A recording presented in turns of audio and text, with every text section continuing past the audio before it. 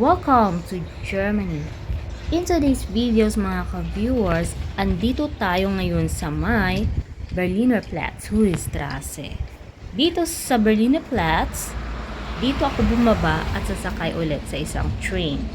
Ito yung train, o ito yung Haltestelle na tinatawag na Berliner Platz, Straße. Pupunta tayo ngayon sa isang pasyente. Hello mga ka-viewers, nandito ako ngayon sa may Berliner Platz at saka pupunta ako ngayon sa isang pasyente kasi nga importante yung tawag sa akin, so kailangan ko magtrabaho. Actually vacation day ko ngayon dahil nga tinawagan ako ng aking katrabaho for emergency, so kailangan kong tulungan yung aking katrabaho. So yun, bale pasensya na, kumakain kasi ako ng candy for energy. Bali 2 hours and a half lang naman yung pagtatrabahoan ko, pero mas malaking tulong na dahil emergency. Walang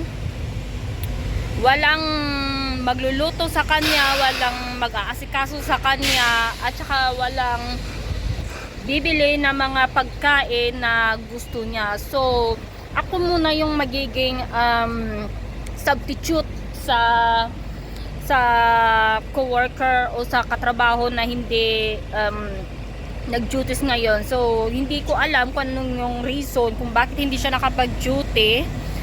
Maybe nagkasakit or whatever reason it is an emergency at kailangan ko talaga tulungan yung ating katrabaho for whatever it reason is. So yun lang mga ka-viewers, update ko kayo mamaya after work. So ngayon mga ka-viewers, sasakay tayo dito sa Ufir Hölderlinplatz. So sasakay tayo doon, dito sa train na to, patungo sa Rosenberg Straße, Haltestelle. So ito yung sasakyan ko. Ito na mga ka-viewers, papasok na tayo dyan sa loob ng train. So antayin lang natin mag-stop at bukas na. At pagkatapos lumabas ang pasahero, pwede na tayong pumasok sa loob ng train. Ito na nga mga ka-viewers, nakaupo na ako and I'm so much happy na. So, ayun, nag-sign lang ako kasi bawal maingay mga ka-viewers. Ngayon, eto na nga. So, let's go to our target destination na. So, 2 stasyon lang naman yung stop ng train. So ito Berliner Platz Wiederhalle. So isang stasyon pa at saka lalabas na tayo ng train. So mabilis lang, mga minutes lang yung takbo ng train. Ang bilis at saka walang traffic pagka train yung sasakyan mo. So ito yung mga paligid mga ka-viewers. It's green, it's summer here sa Germany at kita nyo nga naman, diba? So mainit, green at saka maaliwala sa sikat ng araw. So ayun yung nakikita yung green, yan yung bus station. Pag nakita nyo yan, dyan kayo bababa. So ito na mga ka-viewers, andito na nga tayo sa may Rosenberg Straße ba yun? Titingnan ko nga muna kung Rosenberg Straße o the Rosenberg. Ayun, Rosenberg yata yun. So tingnan natin. So ayun na nga mga ka-viewers, lalabas na muna ako. Pinitin ko muna yan. And then nandito na nga ako sa labas mga ka-viewers. So pakita ko muna sa inyo yung view ng Haltestelle. So andito ako ngayon sa may, teka lang, titingnan natin. Saan ba tayo? Ang alam ko sa Rosenberg ito. So, ayun. Ito yung Diakonie Klinikum, yan yung hospital. At ito nga, nasa Rosenberg na tayo. Tama nga naman, nasa Rosenberg na tayo. So, ayan. Ito. So, ayun. Rosenberg. So, ayan. So, ngayon, Mga ka-viewers, andito na nga ako sa area o sa bahay ng pasyente. Papasok na ako doon at antayin ko lang yung susi ng aking katrabaho at yun, magsa-start na ako doon. So kita-kits tayo later on mga ka-viewers. nasa labas tayo ngayon ng bahay o apartment ng aking pasyente mga ka-viewers. At ngayon papasok na tayo sa before tayo papasok, papakita ko muna yung sa labas kung ano nga ba yung itsura. At ngayon mga ka-viewers, magsa-start na ako mag-work at hindi ako pwedeng mag-video or whatever kasi nga bawal. So, mama, kita-kits na lang tayo. So mga ka-viewers, ngayon pupunta ako ngayon sa may pizzeria. Bibili ako ng pizza margarita ng aking pasyente. Kasi yun yung kakainin niya at yun yung gusto niyang ipabili sa akin.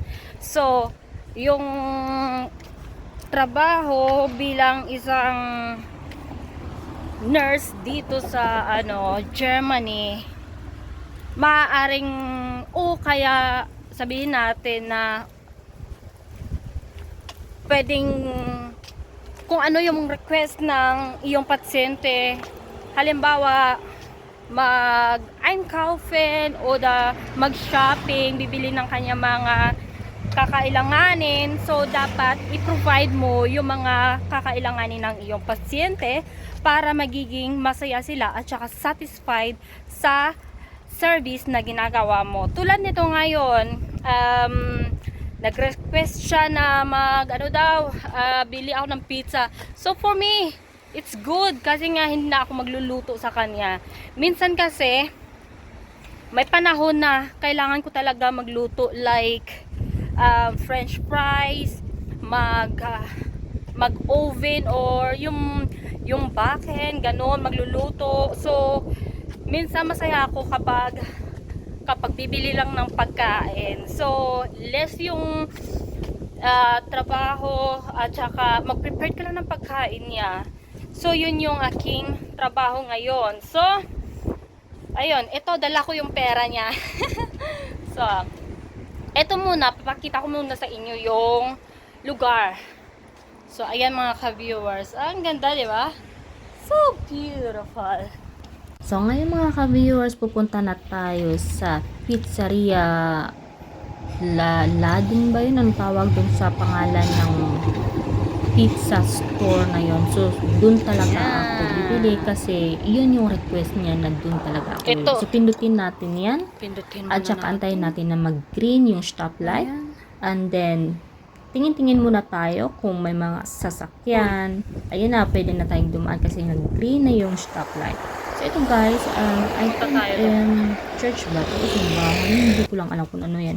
Ayun yung ng kulay dilaw, yun yung mga post. At saka, ito na, mag-click na muna tayo kasi dadaan tayo sa kabel. Ayun, nakikita nyo yun yung bus dito si German yung mga viewers. So, ayan na. Let's go. Tawid na tayo, or ang tawag dito parang pedestrian yata. So, ganun yung tawag. So, ganun. So, dito, ayun, papakita ko sa inyo. Yan yung Netto ba yun? Netto. Oh, yan yung supermarket dito sa Germany, mga ka-viewers. At saka, of course, hindi rin papatalo yung Lotto. Meron din ditong Lotto, pero malaki ang mga panalo. Kasi nga, syempre, Euro. So, ayun. Ito yung mga, ito nga pala. So, ayun. Hindi ko na, andito pala ako sa Silberstrasse. At saka yung nakikita nyo, yan yung Turkish store. So, mahilig sila magbinta ng mga prutas, gulay, at saka iba pa. Oh, wow! May nakita pala akong phonics dito. Ano kaya yun, no? So, eto na mga ka-viewers, andito na nga ako sa, ayan. So, meron pang train na tatawid. So, atayin muna natin na lumagpas yung train at saka tayo tatawid. So, Dito tayo. ngayon, pakita ko sa inyo mga ka-viewers yung paboritong So, dyan ako bibili ng food house pala yun. Food house, ni kebab, and pizza. pasyente. So, Turkish Ladin ito. So, dito ako bibili ng kanyang pizza margarita. So, yan yung request ng ating pasyente. So, syempre, kailangan din na may resibo para alam niya kung magkano talaga yung presyo ng kanyang pizza. At syempre, ito na, dala-dala ko na nga yung pizza niya. Uuwi na ako at Mga ka-viewers, uuwi na ako. Dala ko na yung kanyang pizza. Yun, masaya na siya. So, pagdating dun sa bahay, mga ka-viewers, hindi na ako makakapag video kasi bawal nga kutingting ng CP kapag nagtatrabaho kasi very conservative yung aking pasyente. So, ngayon, yun, magchika-chika na lang tayo pagkatapos ko ng trabaho. And then, update ko kayo kung ano yung nangyari at saka ano yung natanggap ko after working. So, ayan na, satisfied na yung pizza niya, pizza margarita, yun. Mga ka-viewers, andito na ako sa bahay ng aking pasyente, dala ko na yung pizza.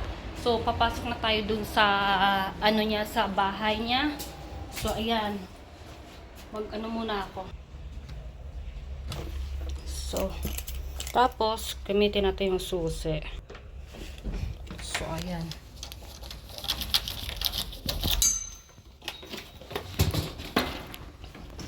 So, pasok na tayo. So, ayan, sarado na. Tapos, click natin ito. Yung ito.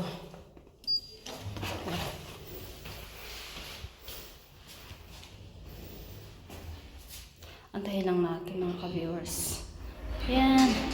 Bukas na. Pasok na ako.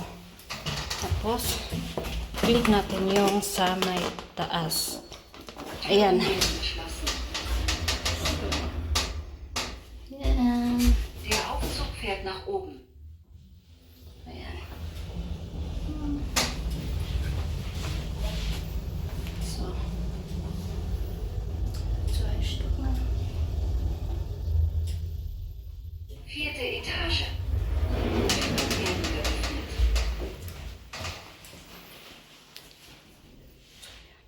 Türen werden geschlossen.